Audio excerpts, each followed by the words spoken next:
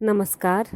मैं डॉक्टर सरिता कुमारी, सहायक प्राध्यापिका, राजनीति विज्ञान विभाग, जेएन महाविद्यालय धुर्वा।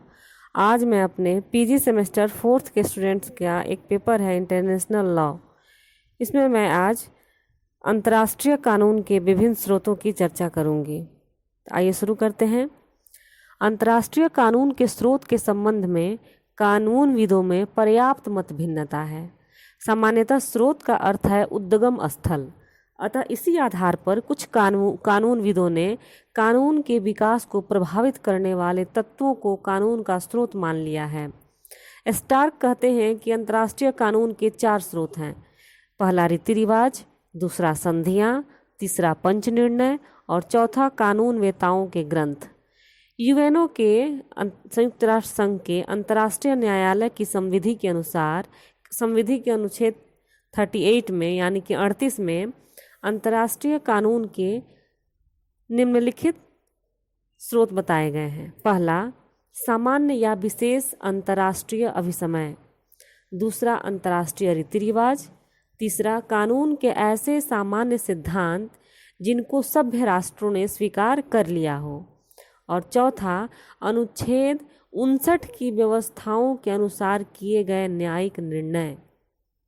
इसके अलावा इसमें अनुच्छेद 59 बताया जा रहा है कि जो अंतर्राष्ट्रीय न्यायालय की जो संविधि है उसमें जो अनुच्छेद है उसी के आधार पर।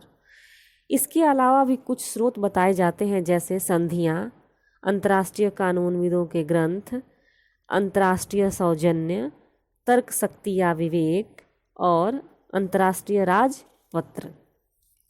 रीति रिवाज या परंपराएं। इसमें रीति रिवाज या परंपराएं अंतर्राष्ट्रीय कानून का प्राचीन और मौलिक स्रोत हैं। ये रीति रिवाज एक लंबी ऐतिहासिक प्रक्रिया के बाद विकसित होते हैं, जिन्हें राष्ट्रों का समाज अनिवार्य समझकर स्वीकार कर लेता है। जॉन वेस्टलेक ने इस संबंध में कहा है कि रूढ़ि या चलन व्यवहार की वह पद्धति है जिसका अनिवार्य रूप से पालन करना राज्य या समाज द्वारा स्वीकार किया जाता है। प्रथाओं को अंतर्राष्ट्रीय कानून का रूप धारण करने के लिए 2 बातों की आवश्यकता पड़ती है। पहला, प्रथाओं का बार बार प्रयोग हुआ हो और वह मान्य हो गई हो। और दूसरा, एक ही प्रकार का व्यवहार बार बार होने पर यह विश्वास प्रबल हो जाता है कि भविष्य में भी उसी प्रकार का व्यवहार मान्य होगा। ल्यूबैक बनाम मैक्लेनबर्ग मामले में जर्मनी की न्यायालय ने कहा था कि किसी भी राज्य या शासन सत्ता द्वारा एक बार में किया गया कार्य रिवाज नहीं बन जाता। उसे रिवाज बनने के लिए नियमित रूप से बार बार प्रयोग किया जाना चाहिए। अंतर्राष्ट्रीय कानून में रिवाजों का पालन इसलिए किया जाता है क्योंकि इस क्षेत्र में कानून निर्मात्री संस्थाओं का अभाव है तथा राज्यों के पारस्परिक संबंधों का निरूपण परिपाटियों द्वारा किया जाता है। विभिन्न राज्य आपसी सुविधा के लिए रीतियों का पालन करते हैं जो धीरे धीरे परंपरा बन जाती है और ये परंपराएं स्वतः ही बाध्यता प्राप्त कर लेती हैं। यह जरूरी नहीं है कि परंपरा की बाध्यता केवल उसी स्थिति में मानी जाएगी जबकि विधि निर्मात्री परंपरा में राज्य ने भाग लिया हो, ऐसा नहीं है। लेकिन रीति रिवाज या परंपरा द्वारा जो कानून बनते हैं उनकी कुछ कमजोरियां हैं। जैसे पहला, इनके पालन हेतु किसी राज्य को बाध्य नहीं किया जा सकता। दूसरा, रिवाजों का विकास धीरे धीरे होता है जबकि अंतर्राष्ट्रीय संबंध तथा राजनीति का स्वरूप तेजी से बदलता है, तेजी से बदल रहा भी है। अतः इसमें तालमेल नहीं बैठ पाता है। इन कारणों से हाल के वर्षों में इसकी शक्ति घटी है, अर्थात रीति रिवाज या परंपरा द्वारा कानून निर्माण की शक्ति घटी है। दूसरा है संधियाँ। संधियों को अंतर्राष्ट्रीय कानून का सबसे महत्वपूर्ण स्रोत माना जाता है। संधियों द्वारा अत्यंत प्राचीन काल से ही विभिन्न राज्यों के पारस्परिक संबंधों का नियमन और नियंत्रण होता रहा है। ओपेनहिम कहते हैं कि अंतर्राष्ट्रीय संधियाँ ऐसे समझौते हैं जो राज्यों अथवा राज्यों के संगठनों के मध्य किए जाते हैं और जो कानूनी अधिकार तथा कर्तव्य उत्पन्न करते हैं। फेनविक कहते हैं कि संधियां अंतर्राष्ट्रीय विधि में कुछ विषयों में देश के आंतरिक कानूनी अनुबंधों से घनिष्ठ समानता रखती हैं, लेकिन संधियां अंतर्राष्ट्रीय कानून का स्रोत तभी हो सकती हैं जब उनको राष्ट्रों द्वारा एक निकाय के रूप में स्वीकार किया जाए। ये संधियां कई प्रकार की होती हैं, जैसे पहला विधि सूचक संधि। इस प्रकार की संधियां कोई नया नियम नहीं बनाती बल्कि पूर्व स्थित नियमों को स्वीकार करती हैं, जैसे 1974 में स्वीडन तथा डेनमार्क के बीच की गई संधि, जिसमें सशस्त्र तटस्थता के नियमों को स्पष्ट किया गया था। दूसरा, कानून निर्माण संधियां। अंतर्राष्ट्रीय क्षेत्र में कोई कानून निर्मात्री निकाय नहीं होता, अतः विभिन्न राष्ट्रों द्वारा की जाने वाली संधियां ही कानून बनती हैं, जिसके माध्यम से बहुत से राज्य एक विशेष कानून के शासन के प्रति अपनी वफादारी निष्ठा घोषित करते हैं। लेकिन इस संबंध में एक बात यह है कि यदि हस्ताक्षरकर्ता राज्य कम है तो संधि कोई नया सामान्य नियम नहीं बन सकेगी, बल्कि क्षेत्रीय व्यवहार का माध्यम ही बनकर रह जाएगी, जैसे 1856 का पेरिस घोषणा पत्र। तीसरा है संविदा संधियां।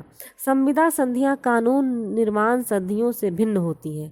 जब एक ही विषय पर विभिन्न राज्य आपस में समझौता करते हैं तो ये समझौता अंतर्राष्ट्रीय रिवाज बन जाते हैं और इस प्रकार कानून के विकास में महत्वपूर्ण योगदान करते हैं, जैसे विभिन्न राष्ट्रों के बीच की जाने वाली प्रत्यावर्तन संधियां।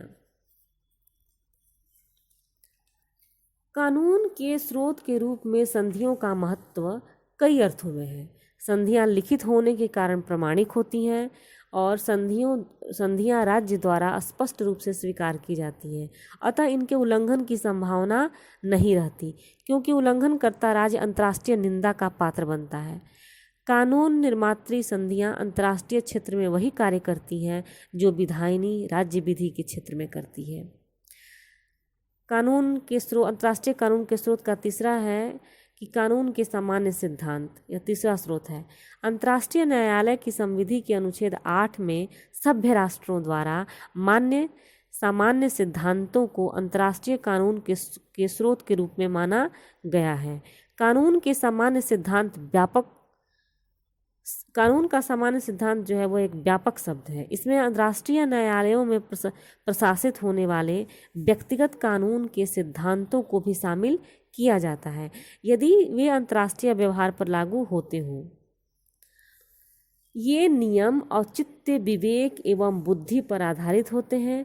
जहाँ रिवाजों एवं प्रथाओं तथा संधियों का अभाव होता है, वहाँ न्यायाधीश सामान्य सिद्धांत की भावना से निर्णय करते हैं।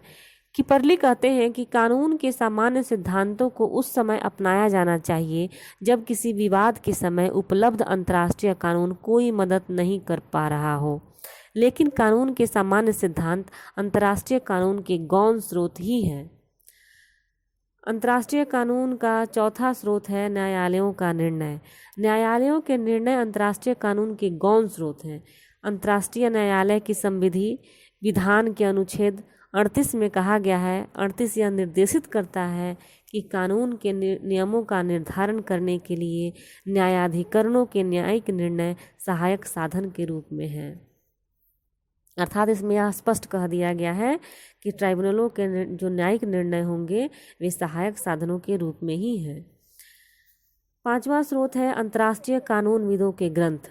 अंतर्राष्ट्रीय न्यायालय के विधान की धारा 38 में कहा गया है कि भिन्न भिन्न राष्ट्रों के प्रमुख विधिवेताओं के उपदेश अंतर्राष्ट्रीय विधि में कानून के रूप में प्रयुक्त होंगे।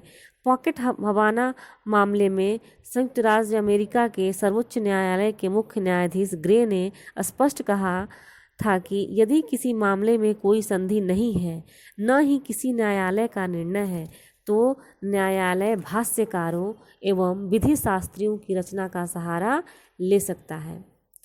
अंतर्राष्ट्रीय कानून का छठा स्रोत है अंतर्राष्ट्रीय शिष्टाचार। ओपेनहाइम इस संबंध में कहते हैं कि राष्ट्रीय शिष्टाचार ने भी अंतर्राष्ट्रीय विधि का विकास किया है। पारस्परिक व्यवहार में राष्ट्र आपस में शिष्टाचार तथा सद्भावना संबंधी रीति रिवाजों को बाध्यकारी समझते हैं और अंततः वह विधि का रूप धारण कर लेता है। जैसे कूटनीतिक प्रतिनिधि विभिन्न देशों में चुंगी तथा आय कर शुल्क से मुक्त होते हैं। ऐसा अंतर्राष्ट्रीय शिष्टाचार के कारण ही होता है और धीरे धीरे यह अंतर्राष्ट्रीय कानून का रूप ले लेता है। सातवां स्रोत है कि अपने अधिकारियों के पथ प्रदर्शन के लिए राज्यों का आदेश, राजनीतिज्ञों की घोषणाएं, विधिवेताओं के परामर्श जो वे समय समय पर अपने राज्यों की सरकारों को देते हैं अथवा अन्य राज्यों से संबंधित कागजातों के विषय में देते हैं तथा जो अंतर्राष्ट्रीय दृष्टि से महत्वपूर्ण है, उनको भी अंतर्राष्ट्रीय व्यवहार में प्रयुक्त किया जाता है, क्योंकि वे घोषणाएं एवं परामर्श अंतर्राष्ट्रीय महत्व के समझे जाते हैं। नेक्स्ट स्रोत है तर्क। अंतर्राष्ट्रीय राजनीति में जब किसी विवाद या नवीन परिस्थिति के लिए कोई नियम नहीं होता तो विधिवेताओं द्वारा उसे तर्क प्रणाली द्वारा सुलझाया जाता है। यह तर्क